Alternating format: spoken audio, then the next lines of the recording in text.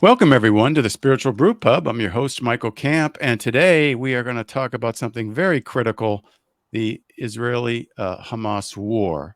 And I have a special guest that's going to help us do that today, um, Kathy Shihadah. She is a writer, editor, and researcher at the If Americans Knew, and she's a blogger at Pathos. And very interesting, she is a Christian who has deconstructed from conservative Christianity, and now is for years has been married to a Gazan Muslim, and who still has family in Gaza. So she's going to give us a very difficult perspective, really. But Kathy, welcome to the podcast.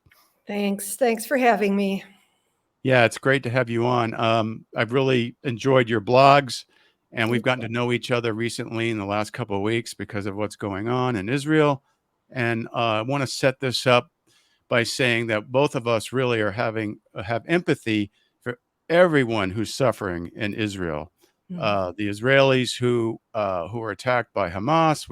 That attack was just horrendous, and we obviously denounce it, and really have empathy for the families who have lost loved ones in Israel or have um, loved ones who are held hostage. But today we're going to talk about your experience because of your personal connection to Gaza, and all the things that you've known through the years about how Gazans have suffered and are particularly suffering today. So we have a list of questions we've got lined up that we'll get to. But before we get into those questions, I wanted to ask you, how are things going? This must be really hard for you and your husband to deal with it. What's going on in your thoughts? Well, it's really been excruciating for us, and we're perfectly safe here. So I can't even begin to imagine what our family and what all Gazans are going through right now, knowing that Israel keeps saying, we're stepping up our attacks now, we're stepping up our airstrikes, and houses are just falling down everywhere, and apartment buildings. I've been in touch with my niece, Horia, in Gaza. She and her family live in a refugee camp there. And we've been talking for a couple of years, thanks to Google Translate. But she is You haven't learned Arabic yet, huh? I haven't learned enough. I'm working on it, but I haven't learned All right. enough. Yeah. So anyway, so she's been telling me what's going on. She is a master's degree candidate, almost finished with her degree, and then this thing started. Wow. So she's in limbo right now, but I actually just got a message from her a couple of minutes ago. Oh, really? Yeah, Wow. we didn't hear from them for 9 days Wow, that must after have the been hard. blackout started. And Right. then apparently there are moments when the internet kicks in a little bit.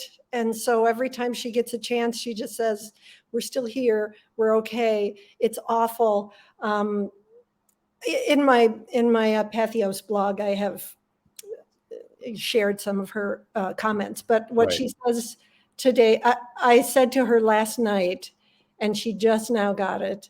I said, I pray angels shelter your home and all this craziness ends very soon.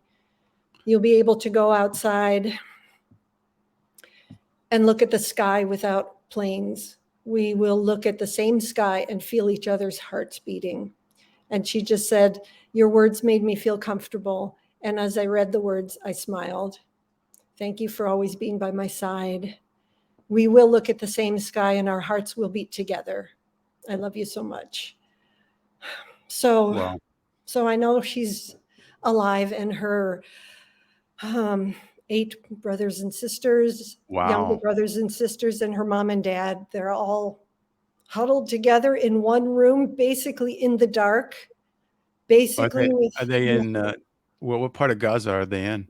They're in a camp called Nusirat refugee camp, which is in the south. Okay. which doesn't mean it's safe.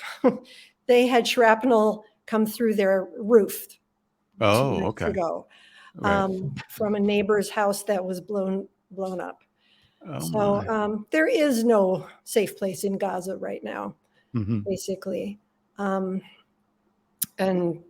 they don't know if they're going to make it through each day and each night. Oh man. Yeah, it must be terrible. I can't even imagine.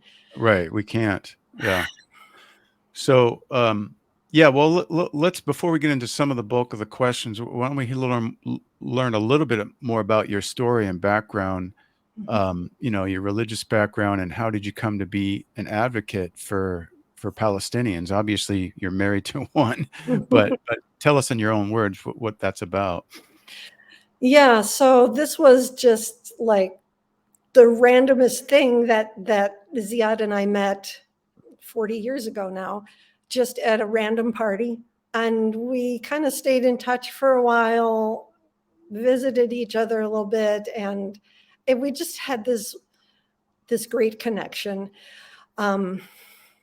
So we were married in 1985, and he was a very, I'm going to call him an evangelical Muslim, because he was Oh, raised, really? Hmm. yeah, he was raised in Saudi Arabia with one of the most strict sects of Sunni Islam.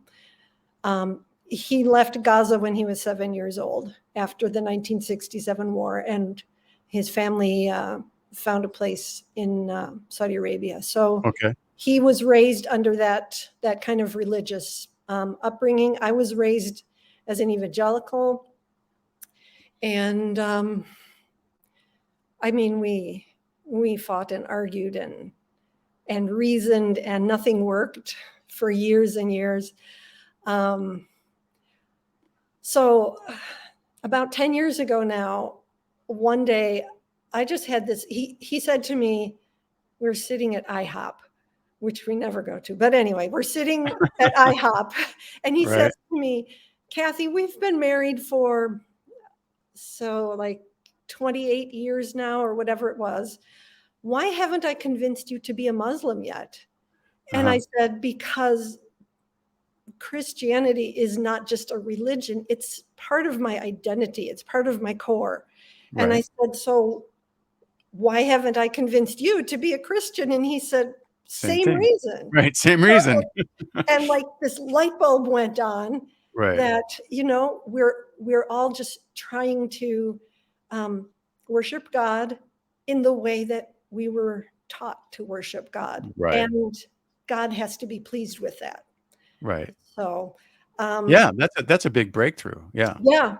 And that was, close to the time that I walked away from evangelicalism. I was severely burned by my evangelical community, and just walked away. And then everything was up for grabs at that point, and I questioned everything. I went through the Hmm. whole steps of grief and all those things. I never walked away from Jesus. I Right. never walked away from identifying as a Christian, because I just don't think that's even possible. So I got started reading Richard Rohr, Brian McLaren, some of Sure. those guys that we were told never to Yeah. hear Right. about. Don't read those guys. They're Bart, dangerous. Bart Ehrman. Oh yeah. Um, and I mean, I was off to the races. There was no going back. Yeah.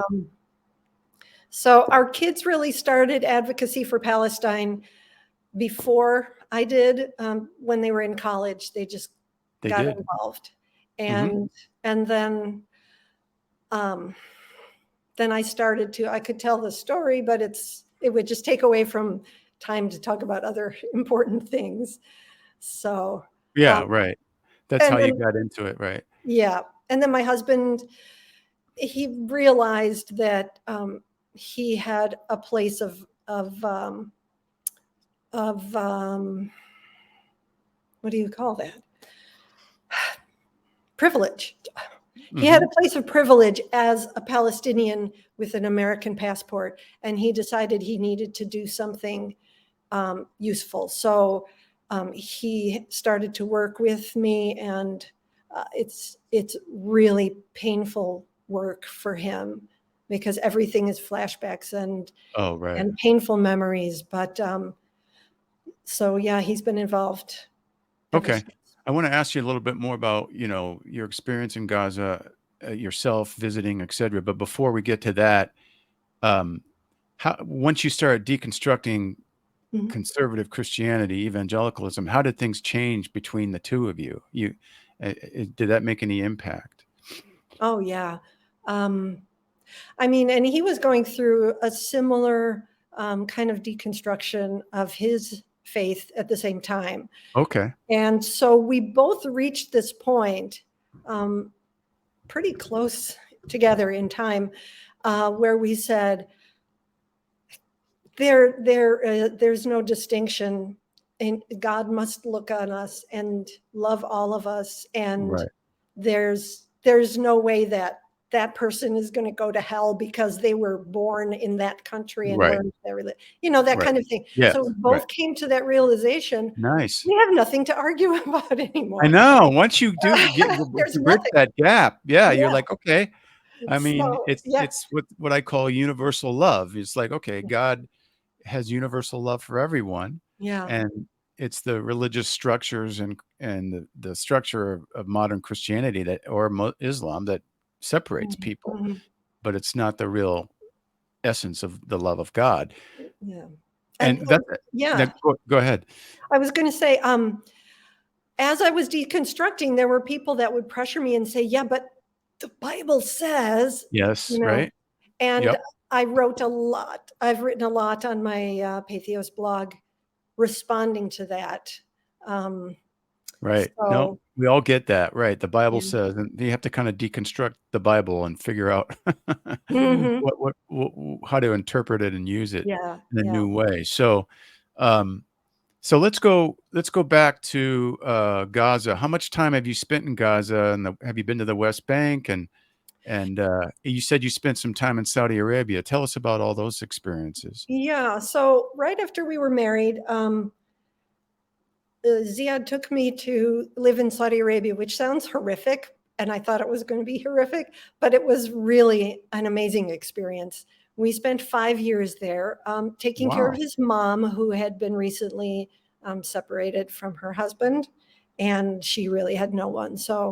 Um, so we were there for 5 years. I worked at the American school, so I had a great job to keep me, balanced and things like that.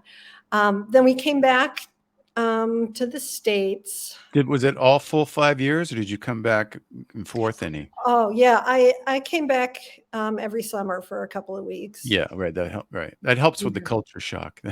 Yeah, and it's also good to get away from Saudi Arabia in the summer. Yeah. Oh, yeah. It's That helps too. pretty Right. toasty.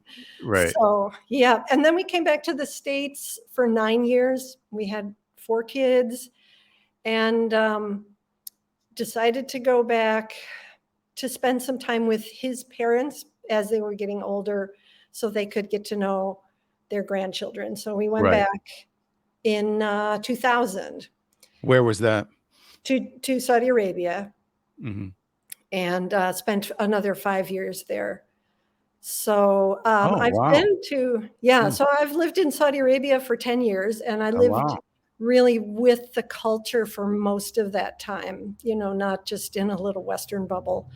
Um, and then we have visited Palestine, I want to say 4 times, been to the West Bank, been to Jerusalem, been in Israel, and but it's pretty much impossible to get into Gaza for You'd never anybody. been to Gaza?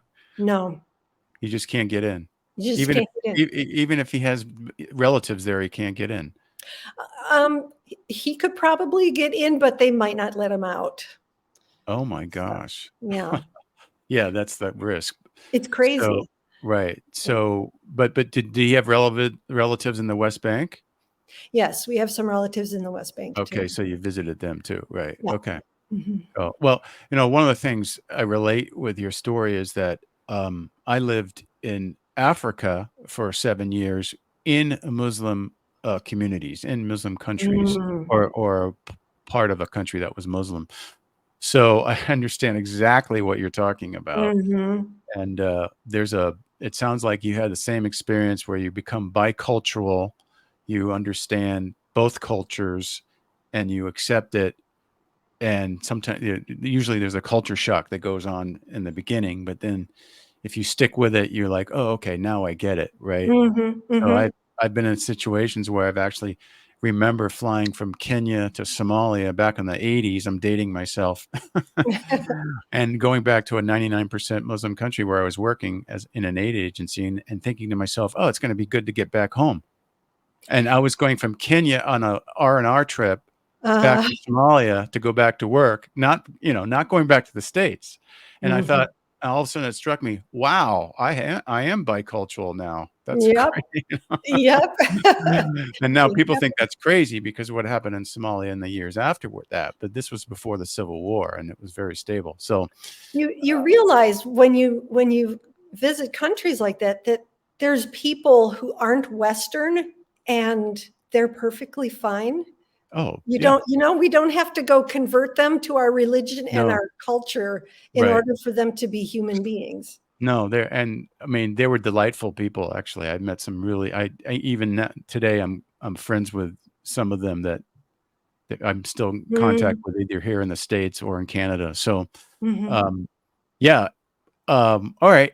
Well, let's also talk about one of the things that's on your heart is, you know, we see the conflict that's going on now. It's horrendous, and the attack by Hamas, etc.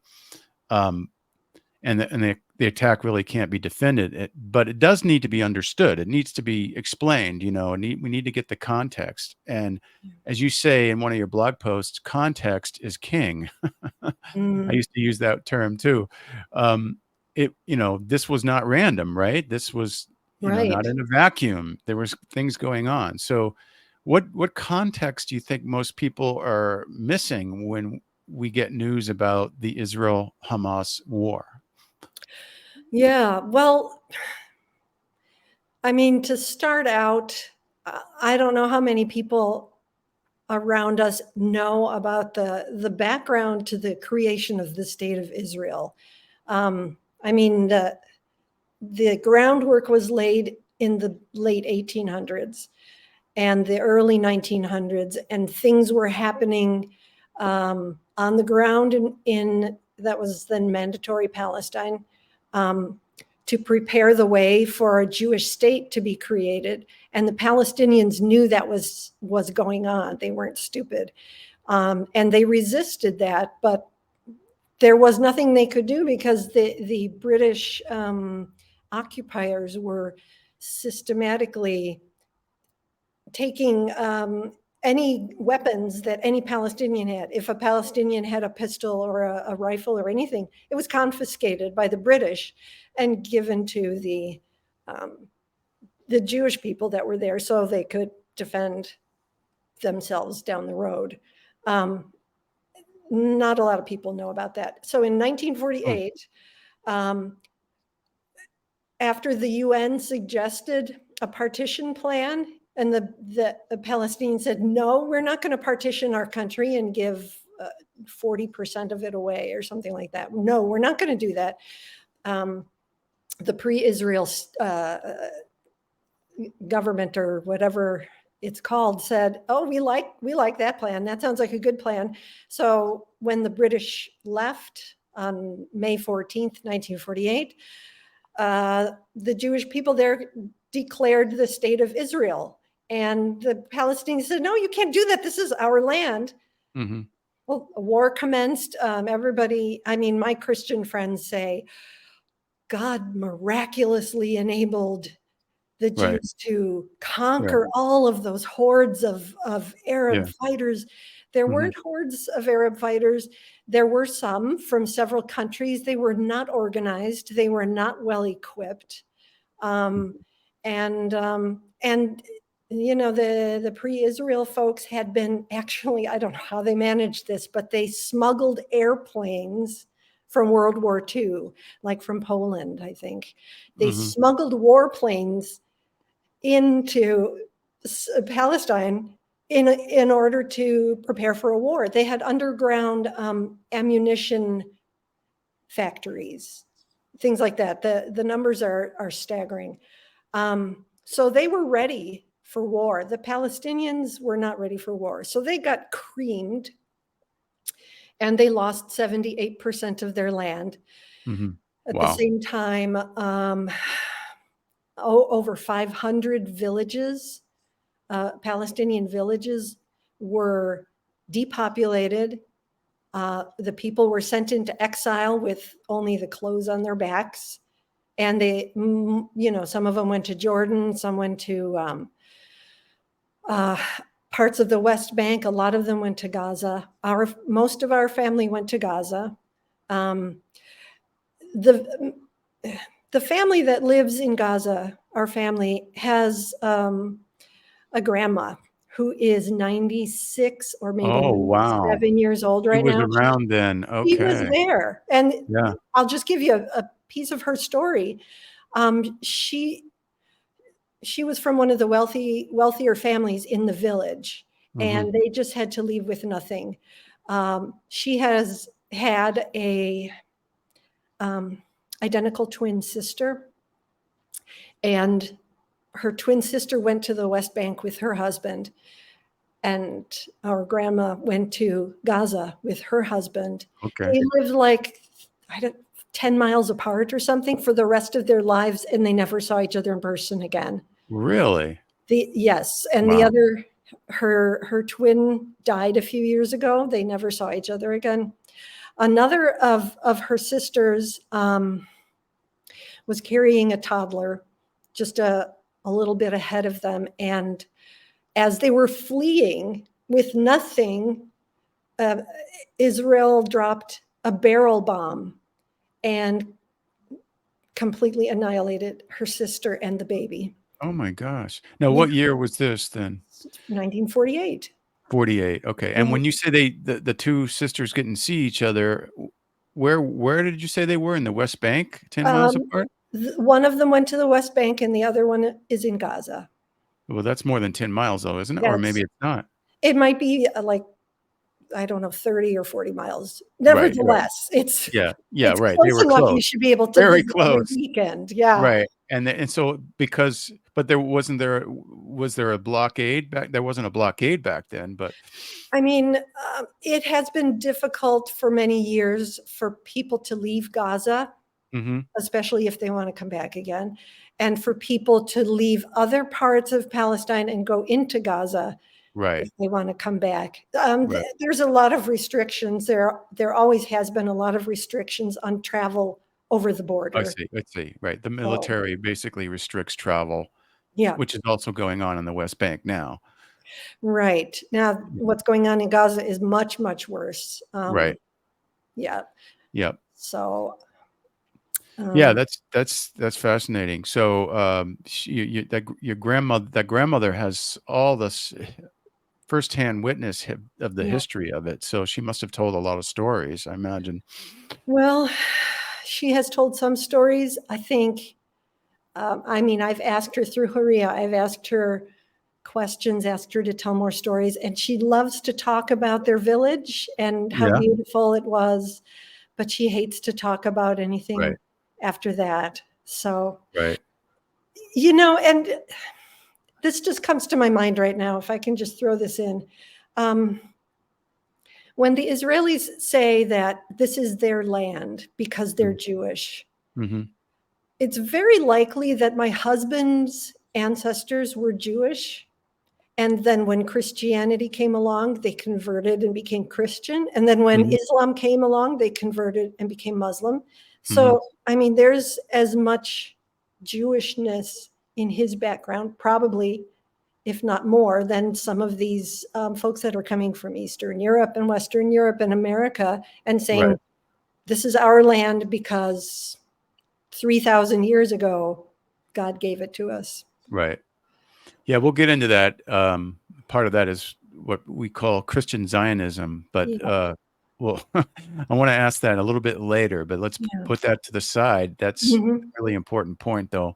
Um, so, uh, right now, what what surprised me, I kind of always knew that there was a Palestinian struggle, uh, and I once worked at World Vision years ago, and I Mhm. kind of had the standard view of Israel, growing up, not growing up, but in my formative years, going to evangelical churches, particularly one that was very pro-Israel. Mhm. And then this woman said, "Hey, you know what? I lived in Palestine for a couple years. You're not hearing the whole story." And, that was 20 years ago or something. And she was saying, Mhm. oh, I started to look at some of those things, but I never really got in deep and understood it until, basically started literally in the last 2 weeks, really started Mhm. to dig into some of these things, Yeah. and and learning things like, oh, I didn't know that. I didn't know that. Well, and it just goes on and on. And they're not reported very well in mainstream media, Right. uh, and they're kind of obscured. And there is a real drive to support everything that Israel does, because after all, it's fair. It seems fair that they should have their own state, which it Mhm. is, because they were oppressed so badly in World War II. But there's another side of the story, and so that's really what we're talking about today. And what I what people are calling the system that we see Israel doing to Palestinians is apartheid. It's Mhm. like the apartheid in South Africa, but it's not exactly like that, but it is apartheid. Tell us about how that works. Yeah. So Amnesty International, Human Rights Watch, several organizations, human rights organizations in um, in Israel have called it apartheid, and they didn't just make that up. They put years of study, years of research, documentation into into that decision, and it's not like an anti-Semitic diss or anything like that.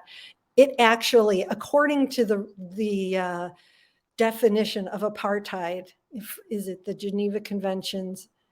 This is apartheid. This is Okay. literally apartheid according to the rules. And a number of prominent people from South Africa have visited and said, this is worse than we've ever had. Really? Yeah, Wow. yeah, it's apartheid, and Israel and its supporters will say things like, "Oh, it's anti-Semitic to say that. You can't say that." Right. And we come back and say, "Can you prove anything in this report to be false?" Hmm. Amnesty came out with a 280-page Yes, I saw that. Right. report Hmm. there, and nobody has yet, to my knowledge, been able to refute anything in there. So it's apartheid by a group of people who, say they have a Jewish state. Just the fact that they call it a Jewish state is discriminatory, because 20% of the population of Israel is non-Jewish.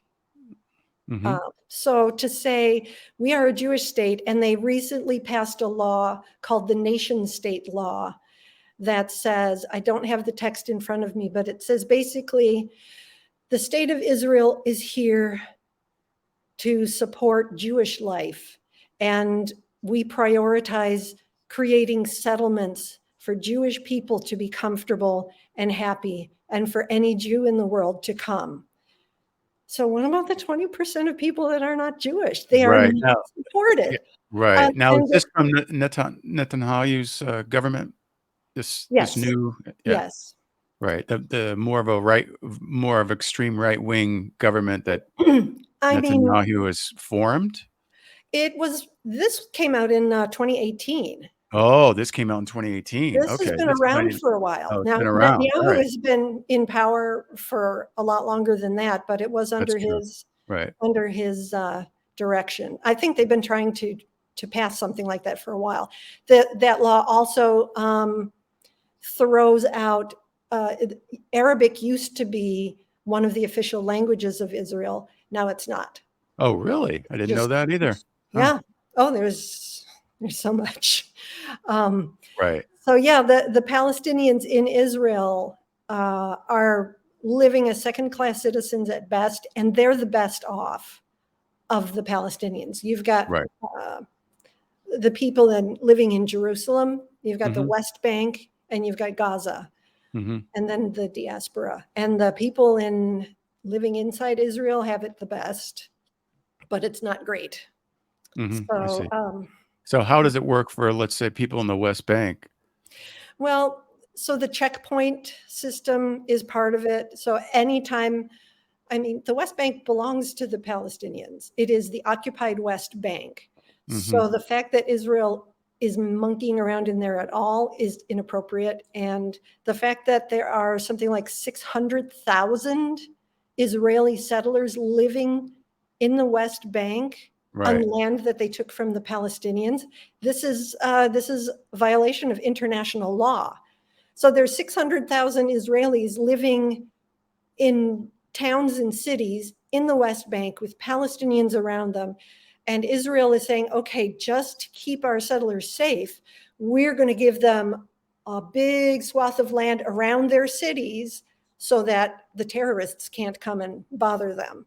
And so taking over more and more land, and the Palestinians have less and less land. The Israelis are often taking the best farmland. Or the top of the hills so they can see everything that's going on. And a lot of these settlers in the West Bank are extremist radical settlers that Hmm. are now attacking Palestinians with impunity. Um, but back to the apartheid in the West Bank. Yeah, so Palestinians can't go from one town to another town without going through checkpoints where Israeli soldiers will often harass them. Right. At the very Yeah. least, they'll slow things down. So a 10-minute trip could take an Right. hour. Yeah. People can't get to work on time. They get fired. I mean, it's a mess. Isn't it true also that the settlement communities are kind of blocked off? So if the shortest distance is to go like through the settlement community, they can't travel that way. There's no way. Yeah, they Right. roundabout Yeah. Palestinian only roads. Does that sound apartheid? Okay. Um, Right. and of course, they've got a Interesting. wall all around them. That the Palestinians call it the apartheid wall. The Israelis call it a security So the wall wall is around what? Around the community? around. Well, there's a wall basically around the entire West Bank. Okay. All right. But whenever there's an Israeli settlement, the wall skips around. See, I'm doing all these things with my hands, and you're not even seeing Right. them. But Right. so the wall has cut off, I don't know, thousands and thousands and thousands of acres of Palestinian land, and the Palestinians living inside the wall can't get outside the wall to take care of their crops. They have to get a permit, and the Israelis like, we're going to give you a permit to come twice a year to What? your farmland. So, I mean, Yeah. yeah, That's wild. and on it goes. Yeah, I see. So there's a lot of apartheid, separate segregation, not full rights, limited Mhm. travel, military checkpoints, Mhm. all these things. And The that permit. land was taken by Israel in 1967, correct? And Right, then it was originally part of Palestinian land, and they've never given it back. They've just right, taken it, right? right. They think they And, have the right to all of it. right, right. So uh, one of the this is this is very very fascinating information. Um, One of the things uh,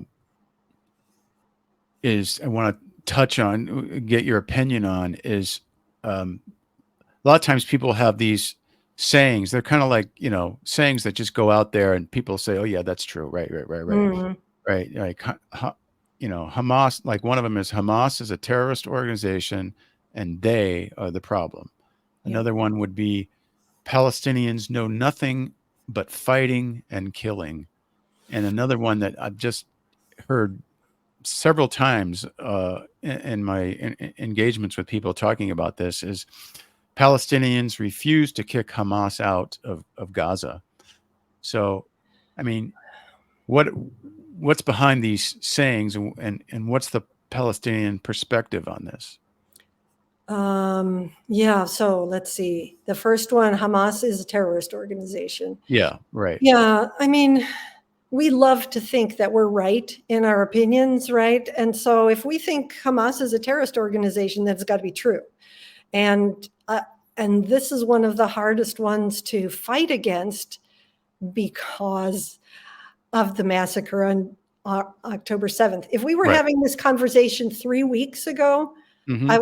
it would be easier to refute a claim like Hamas is a terrorist organization, because Right. they have not been doing anything really horrific for a long time.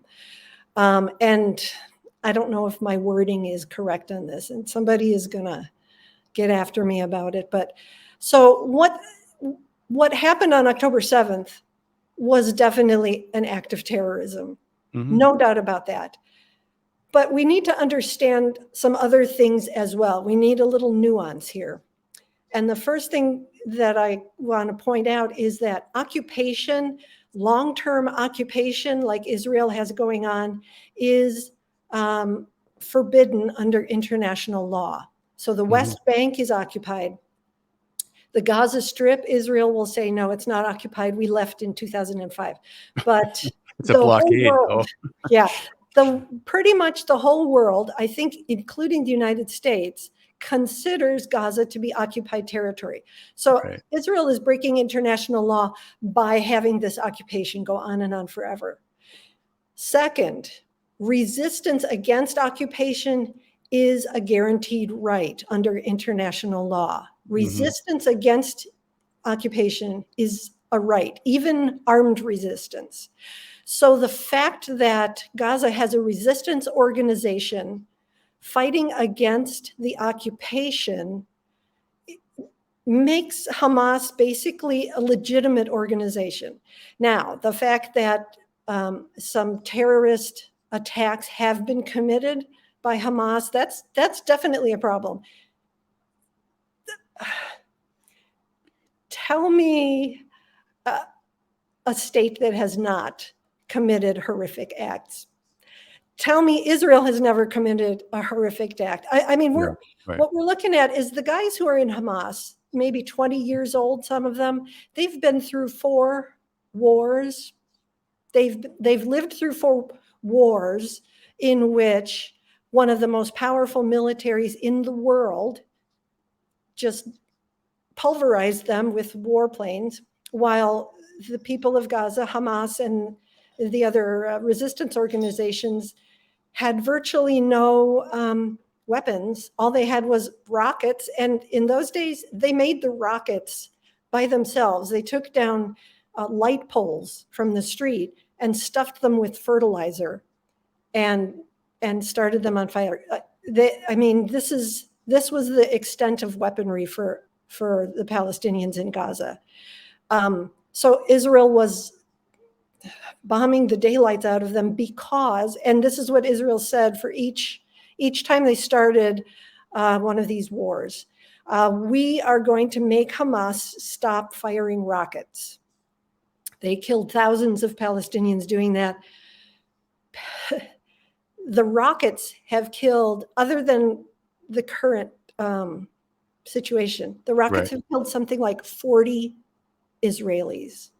40. And they've been shooting rockets for over 20 years. Because they're rudimentary. They're not high tech. That's all they have. Right. And that's all the damage is. So now 40 dead Israelis is 40 dead Israelis too much. I will say that every time. But I rarely hear a supporter of Israel saying, oh, and the 4,000 Palestinians is 4,000 too much. Right. They will basically usually say, no, that's what they had coming to them. So is Hamas a terrorist organization? They've committed terrorist acts. They are a resistance organization. They have a right to be there as a resistance organization. I condemn acts of terrorism. Right. But like I was starting to say, so these young men have lived through these horrific wars, these horrific attacks from Israel. They've been, the Gaza Strip has been under blockade for 16 years. So these young men have been starving without enough food. They haven't had medical supplies. Israel holds back, blocks the entrance of things like blankets, heaters, baby food, diapers. They withhold They all of control these. the goods that are coming into They control everything Gaza. that's coming in. Yeah. Mhm. People in Israel or wherever will grow. No, let me switch it around. People in Gaza are growing strawberries, let's say. They Right. harvest their strawberries, put them on a truck to send them out to sell so they Yeah. can make some money. Right. And Israel will not allow that truck to go through until after the strawberries are all So they can't rotten. they can't export their goods They can't outside of export or Gaza import. And so, or import.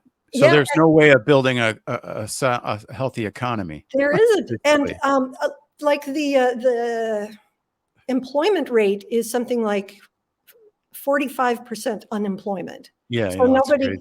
nobody Right, can get a job. You have right. no hope of getting anything.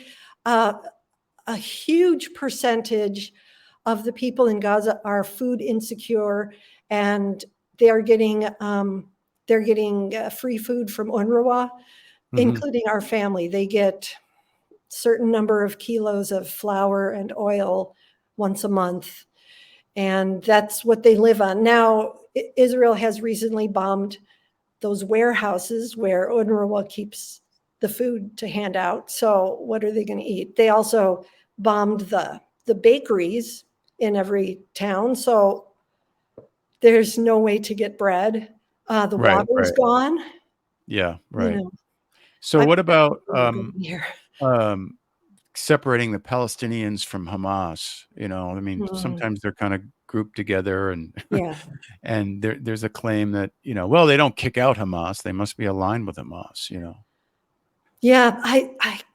Yeah. So okay, so Hamas was democratically elected in 2007, and they have Right. refused to allow elections Another since election, then. okay. So, Right. yeah, so they're rotten, Mhm, corrupt government, definitely. mhm, The West Bank also is having trouble getting rid of their leadership. mhm, Um, so you can't get rid of Hamas just like that. You can't vote them out of power. They mhm. have a lot of control. I think they have infiltrators or people that know secrets about different people in Gaza. And if you speak against them or try to organize against Hamas, you can, disappear one day. It's very dangerous. Yeah. It wouldn't It's yeah, yeah, so it's not possible to get rid right. of Hamas. The people the people in Gaza, I don't know what percentage of them support Hamas, but they voted for resistance. They voted in a resistance government. And the people that I've talked to from Gaza have said, look, we don't want to die from Israeli airstrikes, but if we don't die from Israeli airstrikes, we're going to die from starvation. Yeah, Something is going to kill us. So why right. don't we get on with it, and let's see if we can make things better for the next generation, if there is Right. one.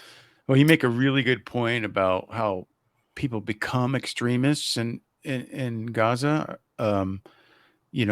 I recently saw the documentary called Born in Gaza. Have you seen that? No, I haven't. It's really powerful. It was made right after the 2014 conflict or war, Mhm. and it tracks 10 Gazan children.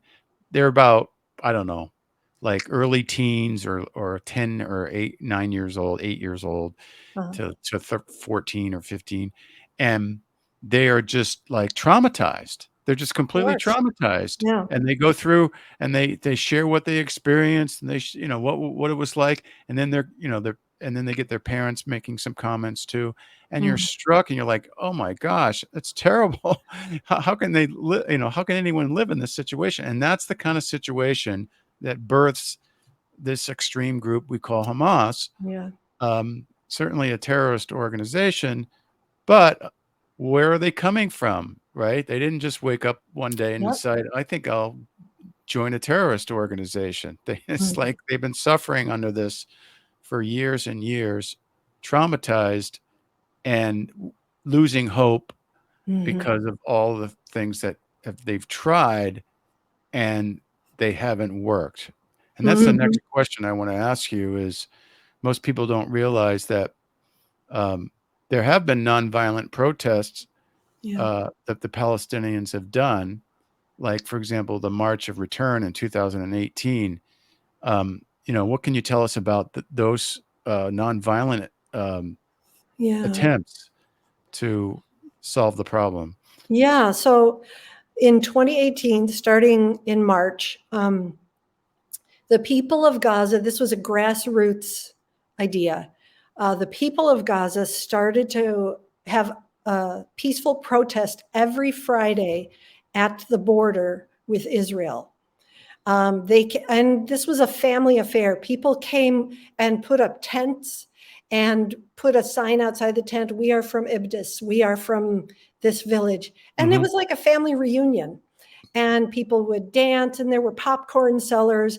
And there was also a number of people that went close to the border, some of them with stones, some of them with Molotov cocktails and things like that.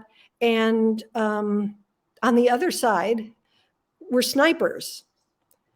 And all they did all day, every Friday, Israel soldiers? Israeli soldiers, snipers. Okay, all right. This is something, I mean, Israel knew this protest was coming.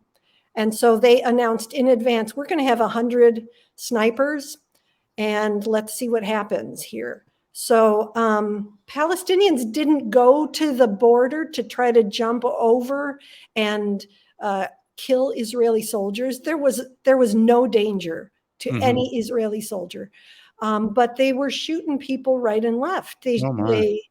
They killed over 200 people in. It was about a 20 months of marching until the coronavirus. They killed over 200 people. A lot of them were just standing there. A lot of them were medics. Some of them were journalists. Some of them were babies. There are hundreds and hundreds of young Palestinian men now with one leg because they were shot in the kneecap Oh my gosh. or in the Oh, feet. yeah. I mean, this was done on purpose. And Netanyahu was like, good job, guys. Keep up the good work. So they killed 200 people that were peacefully protesting.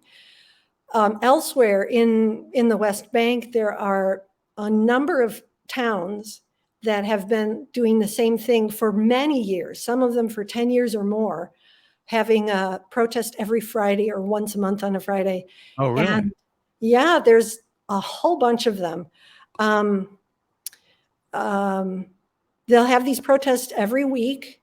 They'll wave the flag. It's on Palestinian property, Mhm. so it's perfectly legal, but the Israelis know that that's coming every week. They send soldiers, and the soldiers will very often kill somebody or shoot rubber bullets or throw tear gas at the protesters. And yet they keep protesting peacefully. They're hoping that somebody in the West will notice and ask what's going on over there. Why is there that protest? And all that happens So is they so get why killed. doesn't it get sh picked up by media? Well, I mean, there's a lot of answers to that question, but one of them is that the pro-Israel contingent in America makes sure that Americans Don't don't see it. hear about these things. Yeah, Yeah. right. They're very powerful Mm. lobby. Yeah. Yeah. Right.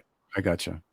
Yeah, and there are stories of like the BBC once put out an article, and Israel didn't like that headline because it kind of Mhm. didn't feel good, Yeah. the Right. wording. So they pressured the BBC to change that headline, and they did.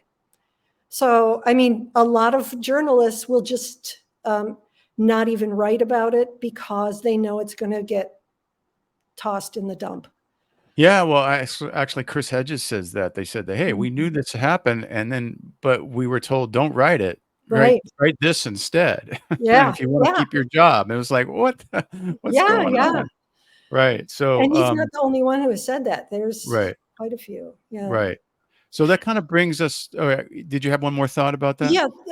Just another thing that the Palestinians have been trying to do, in addition to the peaceful protests, is they've gone to the International Criminal Court. They've gone Yes, to the right. International Court of Justice. Mhm. The US has vetoed attempts to have sanctions against Israel in the United Nations. So they've tried just about every recourse. If anybody has a suggestion for them for something else peaceful they can do, I'm sure they'd be interested. But they know now that nobody's going to listen to anything quiet. They have to make a lot of noise. Now Yeah. everybody's looking over there. Right, right. The thing I was gonna, bring up was that what we're talking about is making sure, people hear what's really going on, and that we make sure that we don't succumb to misinformation.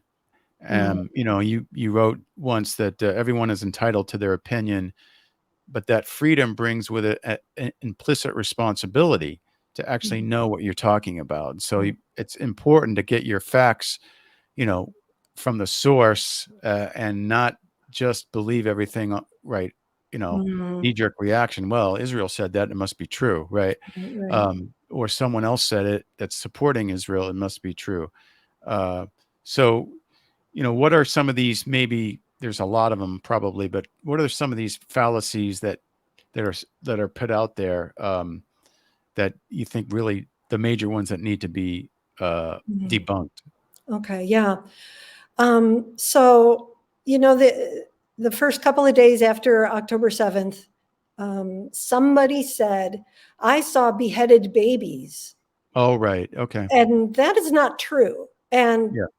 you know, Israel jumped on that little rumor, and even President Biden picked it up. And he said, we don't support anybody that beheads babies. Well, that never happened.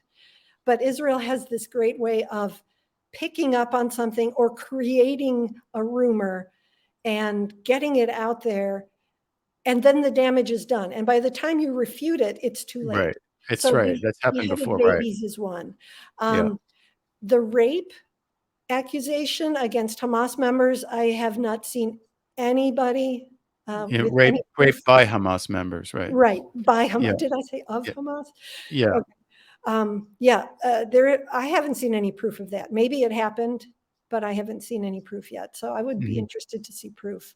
Right. Um, Yeah. Well, once one journalist said extraordinary claims demand extraordinary evidence. that's You good. can't just say Yeah, have some one guy say, "Oh, I saw this," and that's it. And yeah, then you find out that one guy is a a schmuck. highly biased Yeah, source, right? yep, yeah, So, what are some of the other things just, either happening in the last 2 weeks or yeah. that have been going on? So this is one of the big slogans, I guess. Hamas equals ISIS. Yes, right. Hamas doesn't equal ISIS. In fact, there was a contingent of ISIS in Gaza for a while, and Hamas flushed them out as fast as they could. There is no, I don't know about the ideology of ISIS, but I know that Hamas hated it and got rid of it as fast Okay. as they could. So Hamas equals Nazis. That's Oh, right. just ridiculous. Hamas equals savages. This is the dehumanization of people. If they're savages, then we don't have to treat them like human beings, and things Yes. like that. Right. One of the ongoing sort of fallacies is and this is in all the Western newspapers, Israel and Palestinians have clashes. Israel and Hamas have a clash. You can't have a clash with anybody that doesn't have any weapons. So, Israel will attack the Jenin refugee camp in the West Bank and kill 8 people. And nobody gets a scratch on them from the Israeli side. And they say that was a clash. It's sitting ducks versus one of the most powerful militaries in the world. Right. Yeah. Well, yeah. You kind of get the view that, oh, well, there must have been some violent provocation. And there must have been, yeah. Right. And that's always what the line is. Yep. And that's not necessarily true, right? Yeah. No, it's not. I mean, what's going on in Jenin refugee camp and some of these other places where there have been a lot of Israeli raids is they're building a resistance because the people in the West Bank are just as sick of Israel as the people in Gaza. And they have just as much right to resist their occupier as the people in Gaza do. So here's just one more fallacy. The Hamas has been raining down rockets on us. And what would you do if somebody was shooting rockets at you? You would have to fight back. Right. So like I said earlier, the rockets have been going on for 21 years and about 40 Israelis have been killed by them. So raining down rockets is really deceptive. Let's say that. Yeah, right. I see. It's calling it what it's not. So what you're saying is there's really a disproportionate response by Israel to these things, right? Some of them are actually innocent and they respond violently. Some of them are violent, but there's a disproportionate reciprocal violence. Is that correct? Right, absolutely. And Israel will admit that too. We want to be disproportionate. We want to make them never forget. So it's not even eye for eye and tooth for tooth. It's eye for 100 eyes or whatever. Yeah. Right. So one other thing I wanted to get in before we'll keep going. We can go past the hour, I think, if we want. But the question of what was it? I had read somewhere that Hamas actually provides social services to Palestinians. Is that correct? Yeah. Hamas has several branches. I mean, just like the U.S. government has a branch that provides food stamps and a branch that provides a post office and things like that. So Hamas actually started out as a social services organization, providing food. Started off, really? Okay. Yeah. I mean, I've read the history of the Black Panthers in the U.S. And it sounds a lot like that. Oh, right. Okay. They were providing for people who nobody else was providing for. And, things got out of hand. That's probably an understatement. But anyways, yes, they have social services. They have. And they're still doing that. As far as I know, yeah. I think the United Nations does most of it, but I think Hamas does some. They also have a legislative branch. They have to.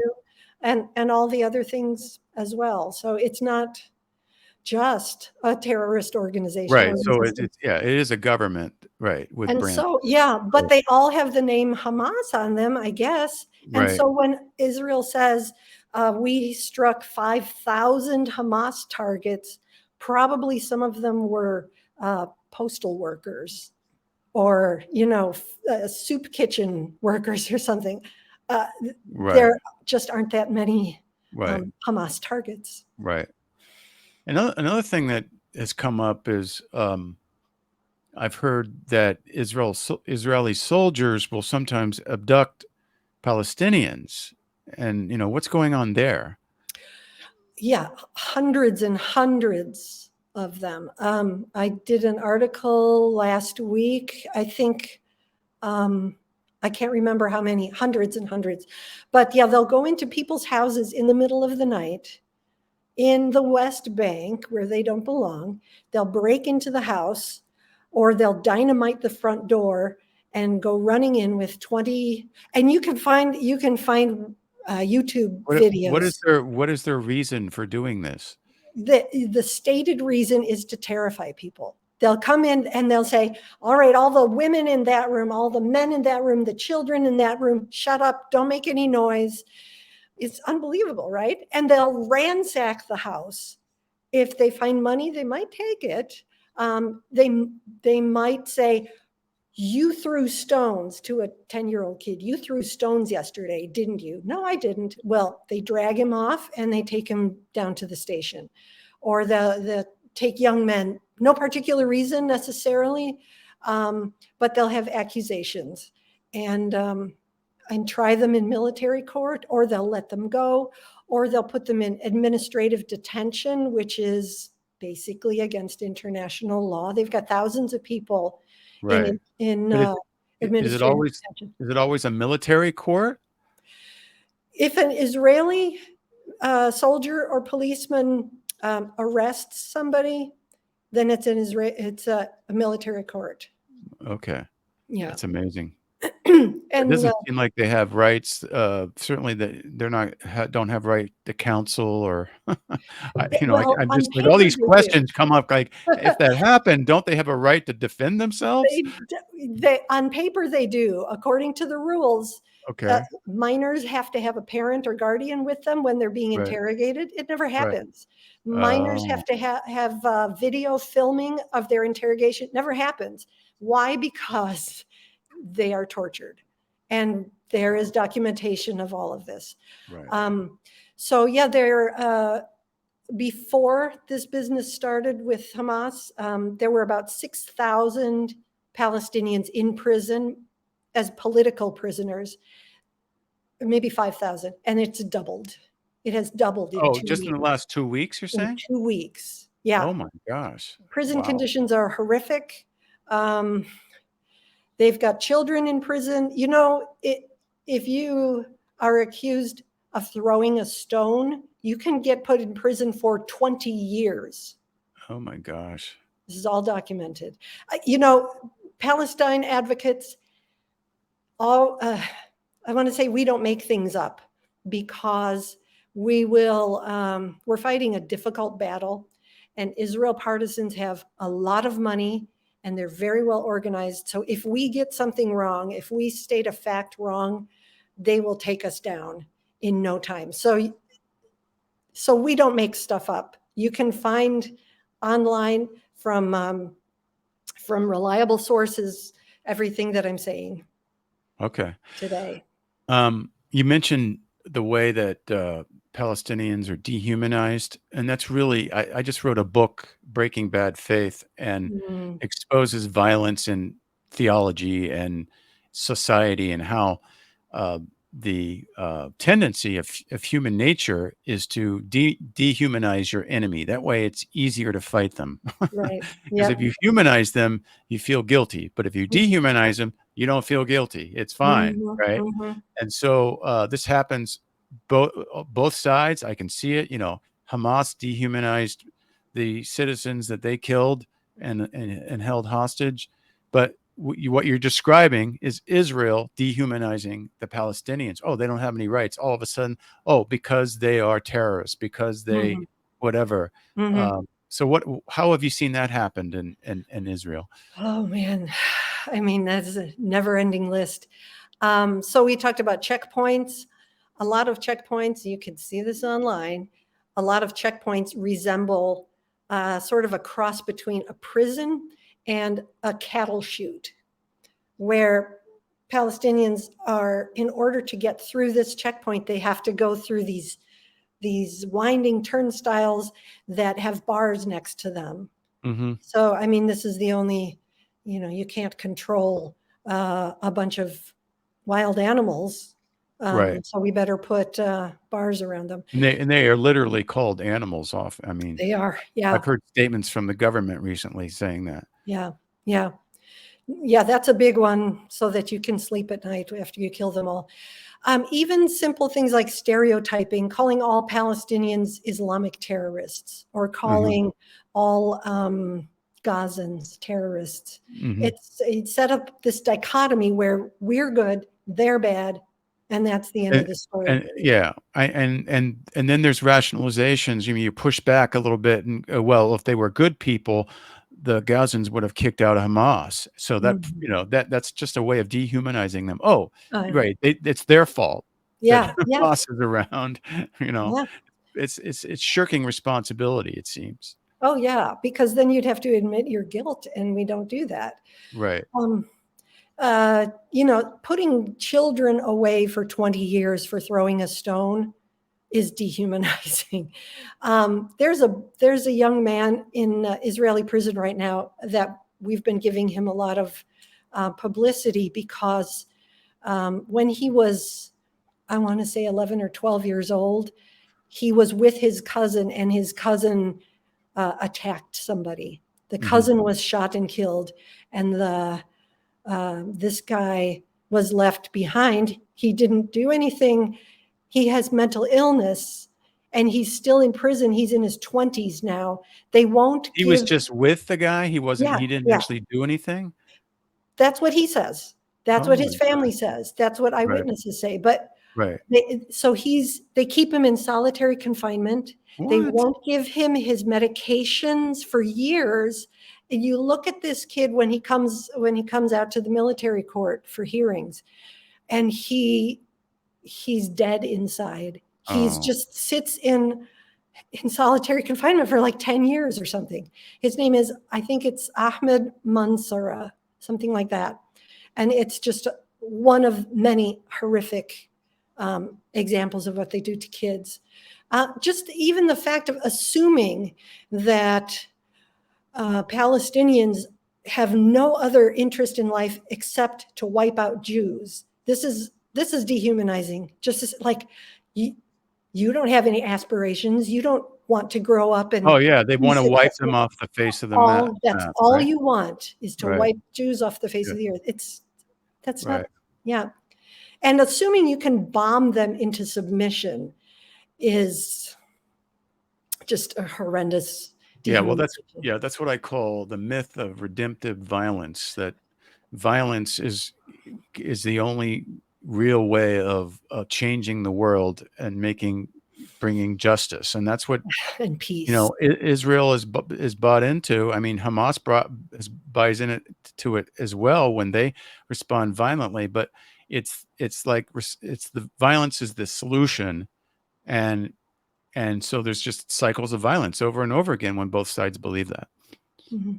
But in this case, it's just a disproportionate violence. What you're saying, Yeah. Israel much more than the Palestinians. Right. Yeah. I mean, the Palestinians are pretty much powerless, Yeah, right? There's almost nothing they can do. They're not allowed to have weapons. They're not allowed to have an army. Um, they have no money.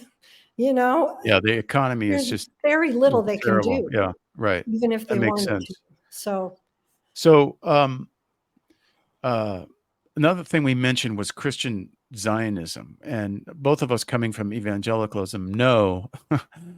uh, there's we're teaching that's been going around for decades, since 1948 probably, that Israel has fulfilled prophecy by the foundation of the nation of Israel. It's a sign of the end times. Jesus is coming back. Mhm. And so we have to support what's going on because it's all part of fulfilled biblical prophecy. I mean, what more can you say about that Christian Zionism and how it impacts the situation? So, yeah, for one thing, the certainty that Christian Zionists have is um, the certainty, arrogance that they're operating under is just appalling to me. I've had somebody write to me and say, Kathy, I like you as a person, but you really need to go and read Genesis 12, verse Yeah, 3. I know. Like, oh, I'm going to have this Oh, right. revelation. Right, right, and as if Um, you've never read it before and you were in the yeah, evangelical movement, right, yeah, yeah. right. Um, yeah, so the certainty and watching what's his name? The guy in Christians United for Israel, Mhm. Hagee, John Hagee, Oh, and some of John these Hagee. guys. Oh, yeah. They're Oh, man. like like this is theology that was clearly laid out in scripture. It's obvious. It's not an interpretation. It's not an opinion. It is fact. And you can't talk to people who have their facts already figured out. So Christian Zionists are very difficult to deal with. And just the fact that they hang their entire ideology on Genesis 12, verse 3. They ignore when Jesus said, blessed are the peacemakers. They ignore Love when your your enemy enemy. is hungry, give him food. Love They your ignore enemies. everything except Genesis 12:3. It's I know. unbelievable. It is. I Yeah. have no words for them. I know. I understand. I mean that I think, I've deconstructed that quite a bit, and a lot of people have, that this end time stuff, that Jesus really wasn't talking about something 2,000 years in the future and all this stuff going on, that he was talking about something in the first century. But this part of it just makes this whole conflict also worse, because people are convinced that whatever Israel does must be right. They can't, it's like, you can't, why can't they get it? Why can't you have a very simple dictum that almost every democracy has? Just because I criticize the president of the United States on his policies, just because I criticize Netanyahu's Yahoo. policies, doesn't mean I'm anti-American or anti-Israel or I'm anti-Semite. It just means we're against those policies. Yeah. Yep. And it's just like black and white. You got to be all in, or you're I don't know, you're a terrible person. And, yeah, and even our Congress is caught up in this. I heard Lindsey Graham say just a few days ago, this is a religious war, and I want to be on the right side. Oh, I'm my on God. Israel's side.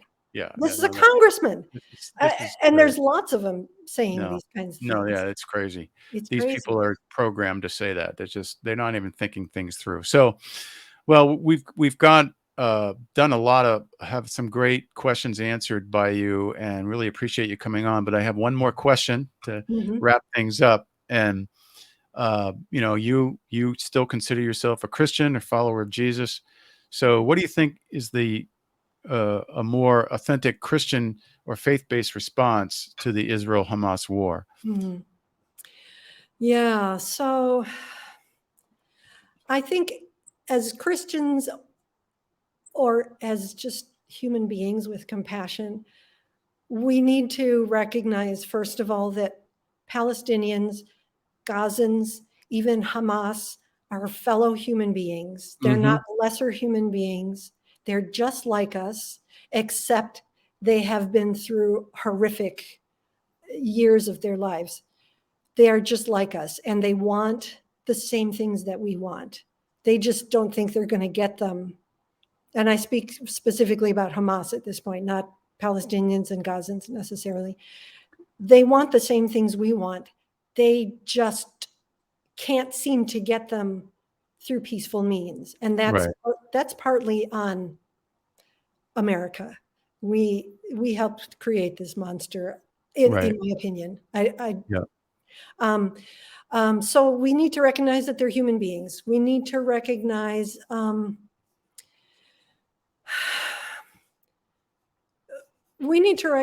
that just because of being human beings, they have certain rights. And it's not sort of they have a right to a happy life, except that they, elected Hamas 15 years ago or whatever. They have a right to be free, except that they screwed that right up by, killing people. So I have some yes and no questions that I would love for every Christian to ask themselves. These are not questions that can be, that you can play with. It's a yes or it's a no. Do Palestinians have the right to be free of Israeli occupation? Yes or no?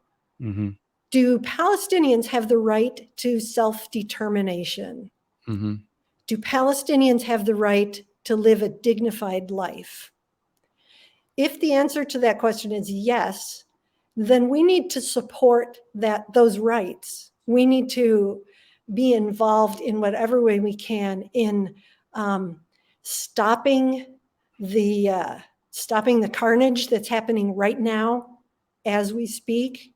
We need to be working to bring justice. We need to work to bring sanity to this issue, to understand and help other people understand what's really going on here, so we can bring a sane perspective, because there's so much insanity around this. And if we can help bring that sanity and bring understanding of what the real situation is, then we can hope to bring peace. There's no, I don't think there's any other way. But before peace, justice, obviously. Right. Palestinians will not take peace without justice, and they shouldn't.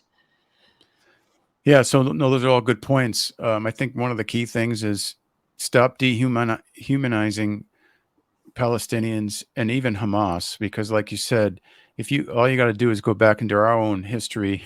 You say that, we're not pure as the driven snow as a country, and what we've done in war, et cetera, and conflict. So and then the Christian response I would add would be, one of the foundations of Jesus' teachings is love your enemy and forgive people who act unjustly towards you. But that has to be done by both sides in order for it to work, but it has to start somewhere. And especially those who call themselves followers of Jesus, they should be leading the way in this. Yes. And that's really what irks me the most, that with people who claim to follow Christ and they don't love their Palestinian enemy, and they don't take the time to learn what the suffering that they've gone through and all this background information that we're talking about. They just believe what Israel says, or what the narrative tells them to say in their churches, and they don't look beyond that. That to me is just irresponsible. Yeah. I have a couple of things I want to say about just prayer, because I have a lot of people saying, "Oh, I'll pray for your family or your husband's family in Gaza." And to me, that's great. But is there a certain number of prayers that God is going to, okay, so Kathy and Ziad's family have 216 prayer requests. So I'm going to protect their house, or what? Right. I mean, how does prayer Yeah, work? no, it's the view, right? Yeah, and there's nothing wrong with prayer, but then you get up off of your knees and you go do something. Frederick Douglass said, "I prayed for 20 years to be freed from slavery, but I got no answer till I prayed with my legs." And he ran away. Right. So, you have to pray with your actions. I mean, yeah. That's another topic, but it's what I call the transactional God. Oh, I'll start praying, and then, Exactly. your house will be protected, but other houses won't be protected, because God only answers, certain prayers, or doesn't even do anything unless someone prays, that kind of attitude. And then if one house is spared by prayer, but the rest of that country is completely destroyed, right? What have we really accomplished with our What have prayer? we accomplished? Right. Yeah. Right. Okay. Well, Kathy, this has been great. We ran out of time, but I want to encourage people to check out your blog. It's it's pathos.com, right? I think I have a blog there too, so I should know, but pathos.com, and then just search Grace Colored Glasses, correct? It's in the progressive Christian tab. Right. Grace Colored Glasses. And I can put a link, I don't know if you put it in the show notes. We'll provide a link in the show Okay. notes. We'll do that. And then she's got great articles about this, and really makes the case for stopping the bombing and stopping the plans for a ground war in this conflict, and really starting to do a more serious negotiated peace. Very, very, very unpopular position these days, but I make the same case. I just wrote a blog in the Spiritual Brew Pub, which is at pathos.com. I'll put that in the show notes too. We both make that same case, and we want you to read those and really be open-minded about looking at this with a different paradigm. So any last words that you want to say, Kathy, before we sign off? Yeah, I mean, I would just suggest one thing to your viewers or listeners. If this was educational, if this was informative to you to listen to this podcast, I would say have a little party at your house, pop some popcorn, and show this video to a bunch of friends. Right. I mean, we can't just do this in onesies and twosies. We have to. Yeah. We Get need others. lots Yeah. of Get people. others to see and hear and get educated about this. Yeah, and Good then point. get out, do a rally. Most important is probably to call your Congress members and tell them to Right. stop the massacre in Gaza. Right. Call your congressman or women. Yeah. That's excellent advice. Well, we're trying to get the word out. So thanks again, Kathy. And Thank folks, you. we're signing off here at the Spiritual Brew Pub. Until the next episode, we'll see you then.